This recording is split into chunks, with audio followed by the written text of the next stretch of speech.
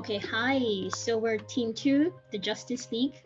So we decided to step away a bit from the traffic stops, and then we're doing, we decided to just explore the main topic, which is there a relationship between the foster care system and criminal justice system? And so we actually looked at the concept of foster care to prison pipeline and decided to explore that.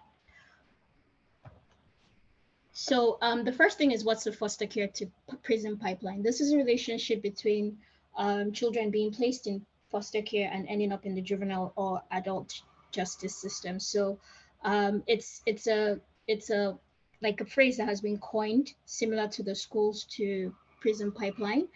And then so why we decided to like go further into it and see, and the idea is, if we can improve the foster care system, would we be reducing the prison population, or which would it be helping to like prevent adult crime? So one of the reasons why we decided to explore this is they're very narratives, right? On the one side, there's the common narrative whereby there's a positive association between foster care placement and adult crime, whereby like about 60% of incarcerated kids come from child welfare backgrounds. We talk about the fact that 60% of boys who age out of the foster care system are likely to be convicted of a crime, and kids in foster care group homes are 2.5 likely more times likely to be involved in the justice care system. But on the other hand, we did have a lot of publications come out recently and say, hey, the media is like exaggerating this data. This does not exist. This is not true. And if you can see the first chart, it actually states and is actually showing that kids placed in foster care have a lower chance of being arrested. That's about 12% compared to kids that were not placed in foster care. And these are, so what they did here was compare both kids were evaluated through the child care system. However, some were recommended for foster care and some weren't. So the ones that weren't were 35% likely to commit crimes. So another publication, this was a blog in 2018 that was presented by someone in California that goes, hey, did you know that the stats for foster care to prison pipeline is overly exaggerated? Initially, they had said it was for 70%, and they discovered it's about 40%. So these are the things that got us thinking. There are two different narratives. What's the truth? So we decided to explore and be objective. And the idea is our exploration questions were, is there a foster care to prison pipeline? And if so, to what extent? How bad is it, or how good is it? Or is it like what, to what extent? Is it a 70% or is it a 30%? And the second thing is, another question is, should state resources, in line with the theme of this justice reinvestment, should state resources be reallocated to prevention focused foster care services as opposed to prison funding? And the third is, what foster care programs are effective and which ones are not? And our motivation for this is the youth that enter the foster care system are one of the most vulnerable because they have experienced a lot of trauma and instability, and they should receive the best support as opposed to being incarcerated.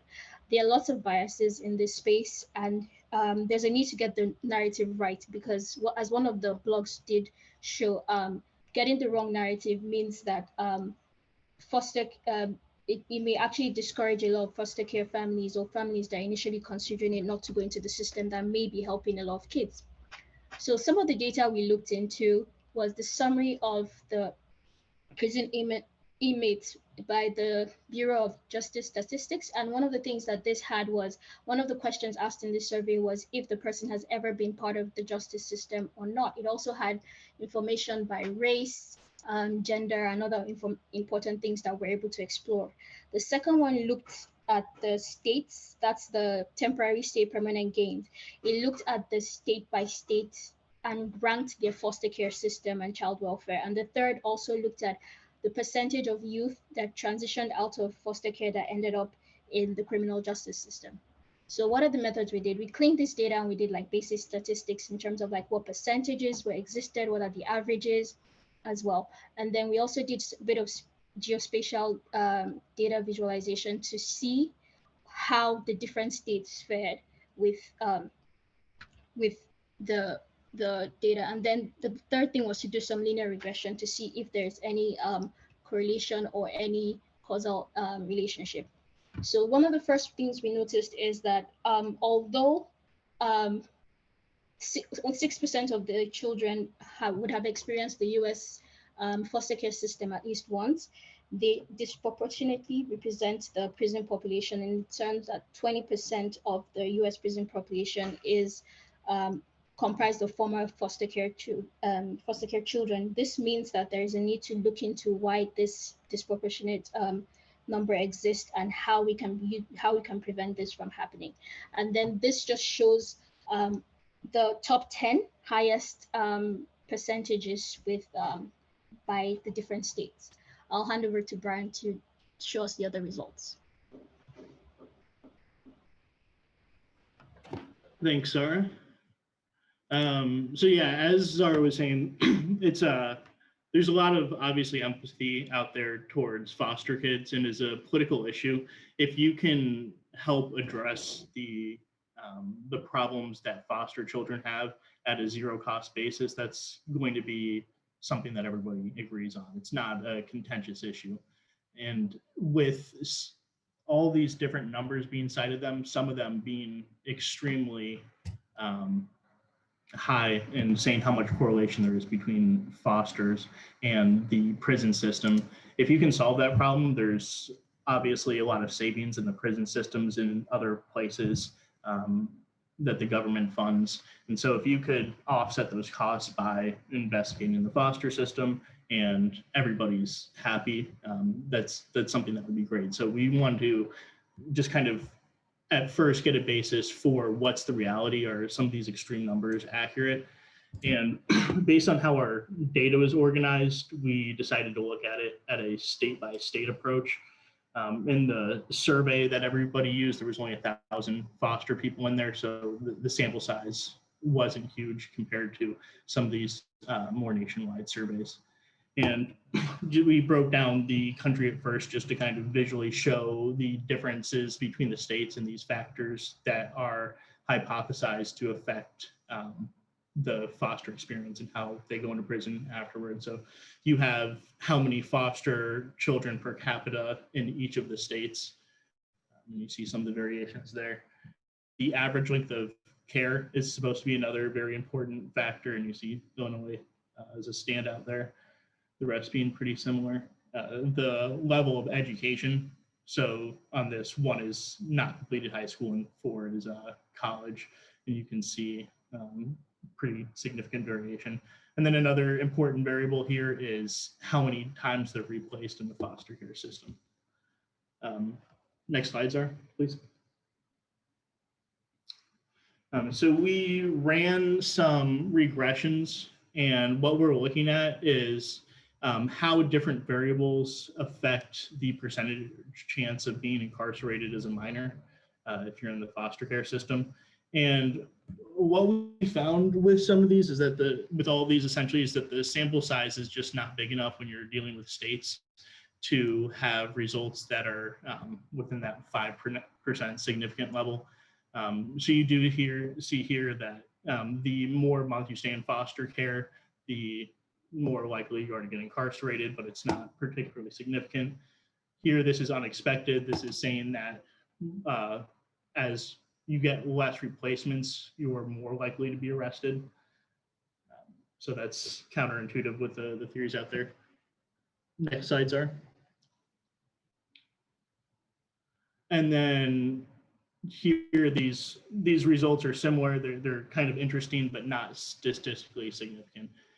So where we had hoped to go was to link up these effect sizes with the costs of, let's say if the effect size is you're going to get 1,000 more people in prison, what is the cost of that? And then how could you link that back to services for the foster kids that would offset that? We weren't able to get that far because the data just wasn't significant enough. 1 minute. Yep.